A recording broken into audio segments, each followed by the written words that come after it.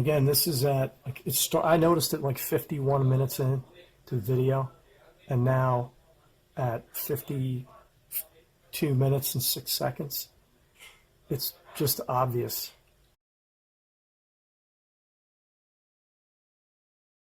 that there is a right angle and a blue line that cuts all the way up and across. This is all stage. This is all stage. Next is follow the money. So there's a trail of beneficiaries here. So identifying who benefits always is going to reveal the motive. Okay, 5. Yeah, no, let's do it. I'm very interested. I'm here for this, actually. Okay. How much are you getting paid? Well, how much am I getting paid? Yeah. Listen, wait, don't answer that, Jonathan. Don't answer that. Yeah. Will Duffy, Jonathan needs to get paid for his time. Will hired him. Okay? We could hire somebody. So I'm going to stand up for Will on that one. He hired him. So look for funding sources like sponsorships or political connections that are tied to the narrative. At Amazon Studios, we think big. And that's why we've invested in the newest technologies, expanding our creative possibilities and offering our filmmakers an experience like no other. Introducing Amazon Studios Virtual Production. We ourselves are the filmmakers, so we're trying to make a safe place for storytellers to be ambitious. Bigger than traditional walls that have been built in the past, just so we're able to encompass full world-building shows. There's such a wonderful realism that's created with virtual production. The ability to experiment with it on this piece felt really fitting.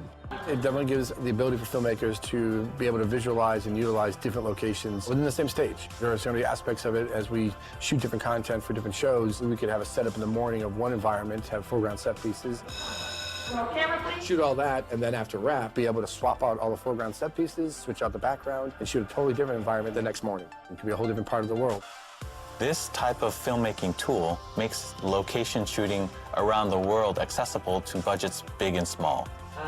Next, and this one is very important, is analyze the context boundary. The mechanism here is context, and context defines what is permissible. So manipulative people shift contexts to normalize extreme behavior. On Yah, I swear on everything that I went to Antarctica and that I did not lie to Antarctica. He looks to the right. He's lying. And he also doesn't say that I swear I saw a 24-hour sun in Antarctica. So that's interesting. So ask, what is the context? Compare some similar events in different settings to see if the rules or responses seem disproportionate. Look for contradiction. Compare some similar events in different settings to see if the rules or responses seem disproportionate. Look for contradictions. So for lots of the students who are brand new to NCI University, this right here is the most massive realization when they realize that the ability to weaponize cognitive dissonance and then shift the context can get anyone to do almost anything. This changes the context to make previously unacceptable actions seem absolutely necessary. Next, spot the use of archetypes because they're woven into our brains. Psyops simplify narratives by using archetypes like heroes and villains and saviors to deconstruct the story. Ask, who are the characters and what roles are they playing? In making a documentary, I'm the filmmaker in the group. I'm a flat earther as well. It's hard to say what I think these days, but I'll tell you this, the AE map seems to be inaccurate. I think some of the things with the flat earth now give me reason to investigate a little different. You know, when you see the sun circle around you, it's pretty clear just based on where we are that it couldn't be happening where the rest of the planet is getting day and night every day as they do, with the exception of the North Pole, but that's for the same reason that down here in the South Pole, we're getting this 24-hour sunlight. That doesn't make any sense. You've been a flat earther for 8 or 9 years, and you just said we go to space? Another red flag, bro. Okay, well, excuse my my grammar, but my thoughts were send us up in a ship as high as it'll go with one of these ships, and like obviously if they don't send us in a ship high enough, oh, there's an issue. If they do send us, what will we see? Jonathan's a real flat earther. Simplistic, like good versus evil stories usually signal manipulation just about every time. So always seek nuance there. The final experiment is about the fact that a 24-hour sun in Antarctica does not work on a flat Earth. It's not possible on a flat Earth, and it's obviously what the globe says happens. And the narrative ignores their mistakes and oversimplifies the conflict to prevent a lot of scrutiny. Now, what is Vapegate, you might ask? Well, one comment that kept cropping up during people's live streams was the lack of visible breath, with conspiracy theorists arguing that this was somehow proof that we weren't outside in a cold environment, but instead we must be in a studio somewhere. Then, during Austin Whitsett's live stream, he'd already been asked a few times about breath and was then asked to pick up some snow. So he went back into the hut off camera to go and get his gloves. And when he came back onto camera, he then produced 2 visible breaths, which then stopped again. And what I'm seeing from that is thick, foggy breath being exhaled as he exits the hut, then clearly holding what appears to be a vape pen to his mouth for quite a while as he's walking back, then putting something in his pocket and then blowing thick fog from his mouth before getting back to the computer, which to me personally seems to fit the argument of him vaping.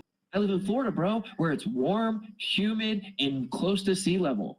This was a complete flip on its head for me. I literally got sick. Okay, now what I want you to actually address, though, is I'm telling you, factually, I did not hit a vape, walk over to the camera, and exhale a vape. The first time I was asked if I vaped in Antarctica, I said yes. Yes, I vaped. I'm telling you, factually, I did not hit a vape. Yes, I vaped. I used to vape. I quit vaping. I found a vape in my bag. Everyone claiming that's a lie. I guess I can see why that's coincidental or whatever, but the more words you use, the less believable you sound. The more words it takes to tell the truth, the farther it looks from. I found an old vape and I hid it because I wasn't at home, right? So like I wouldn't vape around my children, you know, like I wasn't going to smoke when I had children or whatever. I also had a cigarette there. I hate cigarettes. I think they smell terrible. Would never smoke around my children, etc. So the idea that I was away from my house is the only reason I would be vaping or smoking a cigarette, okay? I never lied about hitting a vape. I'm telling you, factually, I did not hit a vape. Yes, I vaped.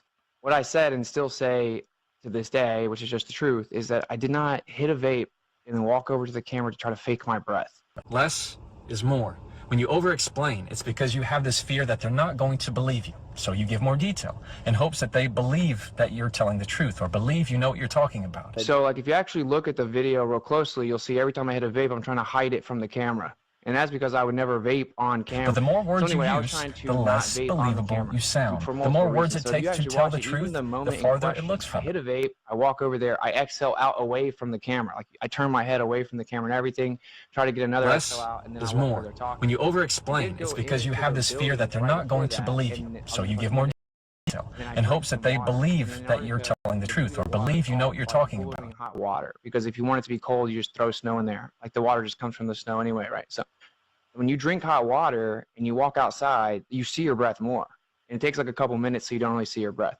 So I just assumed that that's what my breath was from, which is why I said, "What's up now?" and took 2 deep breaths after that, thinking you'd keep seeing it, and you didn't.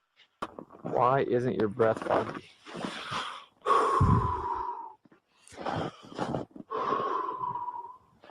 It's not as foggy as it was a second ago. It's kind of foggy right now. But right before I started the stream, I tested it, so I knew you guys were going to say that. And my breath was like super foggy earlier, but it's not really foggy right now. I don't know. There's a little breath. What's up now? You have to take like deeper breaths, and it sucks. It hurts your lungs. Stop the cap. Stop the cap right now. Stop the cap. No. But Marty, you wanted to bring up some points about what we care about and what we're saying and what we mean here. Yeah, so let's just go on the list right away. Okay, so are we proclaiming without question that they faked the 24-hour sun? As of right now, I'm leaning very strongly yes, and I think Dave is pretty much there too. But there are other possibilities. Do we still have to take into consideration that there could be a rational, reasonable explanation for there is a 24-hour sun down there, and there's a reasonable explanation in our flat Earth model because of optics, dome, that sort of thing? Yes, that's still a possibility as well. But do we believe that this avenue should be specifically looked at? Yes. And once you start looking at this avenue, I think the rest of them are going to fall off, and you're going to start to see that this actually makes a whole lot of sense. Next, evaluate the frame. So let's do a step-by-step evaluation here. First one is expectation. What are you expected to believe or do based on this thing that you're exposed to in the media? Next is belief. What assumptions are being made about you, like your values or your fears? Then we have perception. So how is reality being shaped, like selective facts or missing contexts? And definition is the final step here when it comes to a frame. What truth is being asserted as something that's completely unchallengeable? They expect to get you to believe in a perception to accept this fallacy of a reality so they can control your mind more easily. When someone is sucked out of their skull so far beyond comprehension that they can't trust their own senses, you can imagine how easily manipulated they are when it comes to other deceptions. I do not know of one seasoned flat earther who fell for the pandemic and actually got injected with. This comes up with information suppression. So really look for topics that are being avoided, critics that are being silenced. If somebody needs to be silenced in order for an idea to make it, then the idea is not good.